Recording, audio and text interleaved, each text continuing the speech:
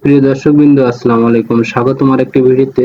তো মূলত কৃষকের আশার আলো সোনার ফসল কিন্তু আর অল্প দিনের মধ্যেই কিন্তু এসে যাবে। দেখতে পাচ্ছেন সুন্দরভাবে কিন্তু ধান সব ফুলে গিয়েছে। তো এই বছর মাশাআল্লাহ কোনো প্রকার ঝড় হয়নি, বাতাস হয়নি। আশা করা যাচ্ছে কৃষক অনায়াসে এই ভালো ফসল পাবে এবং ভালো ফসল তার ঘরে ওঠাতে সক্ষম হবে। তো মাশাআল্লাহ দেখতে পাচ্ছেন পুরো ফসলের মাঠ জুড়ে কিন্তু ধান ক্ষেত দেখতে পাচ্ছেন পুরো পূর্বে একদম ফুলে গিয়েছে। অলরেডি বিভিন্ন জাতের ধান যেগুলো আঠাশ ধান রয়েছে এই ধানগুলো কিন্তু অলরেডি চাউল ধরে গেছে।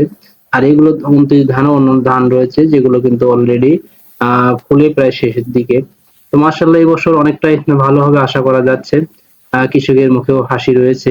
কোনো প্রকার ঝড় হয়নি এবং ধানের ছিচগুলো অনেক লম্বা লম্বা হয়েছে, কোনো প্রকার রোগ দেখতে পাচ্ছি না।